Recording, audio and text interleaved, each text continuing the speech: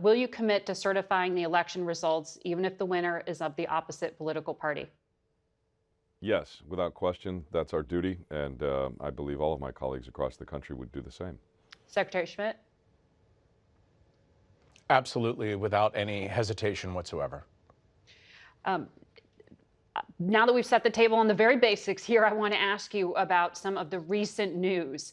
The FBI director said this past week it is incomprehensible and unacceptable that election workers have to be worried about their security. But here we are. And we know the Department of Justice just this past week did indict individuals for making threats to workers in both of your states. Secretary Fontes, one of my CBS colleagues is reporting Maricopa County is significantly increasing security and using drones, using fencing and other measures. I've read news organizations say there are going to be snipers on top of tabulation centers. First of all, is that true? That seems extraordinary. And is that based on specific threat intelligence? Well, first and foremost, the authority and jurisdiction over the specific tabulation centers are within the counties. My office provides support for all of them, and frankly, we don't get into the specifics when it comes to our safety and security protocols, particularly the source or frequency or nature of any of the specific threats. We are in the kind of a circumstance right now where we're taking whatever precautions are necessary to ensure not just the security of the vote, but of all of our employees, our workers at the polls, at our tabulation centers, and of course, keeping first and foremost in mind the safety and security of our voters. Can you say at a minimum whether that's increased from what you had to do in 2020?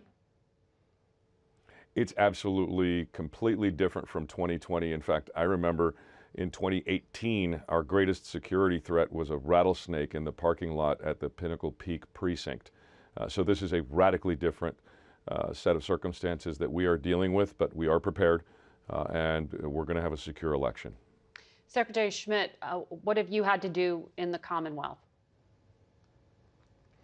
As part of the lessons learned from the experience of 2020, the Shapiro administration organized an election threat task force that I lead, made up of federal, state, and local partners in law enforcement and election administration, so that if any of the ugliness returns that we experienced in 2020, everyone will be ready. In 2020, it was, as Secretary Fontes said, so different than before, and many of us had to scramble to figure out when threats were incoming, where do we refer them to, and all the rest of that.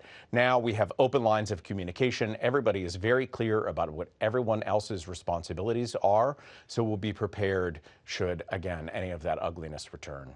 Secretary Schmidt, you heard me discuss with Senator Vance the specific intelligence that the ODNI and the FBI revealed on Friday about a fake video made by Russia to trick people into believing that ballots were being destroyed in Bucks County, Pennsylvania.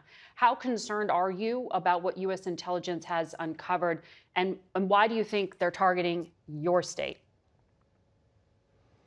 Well, I'm very concerned, and it's clear that bad faith foreign actors are seeking to undermine confidence in our election results, and it's no surprise that they've targeted several of the so-called battleground states in Pennsylvania. The video that you're referring to from Bucks County, to anyone who has years of experience in election administration, was conspicuously fake.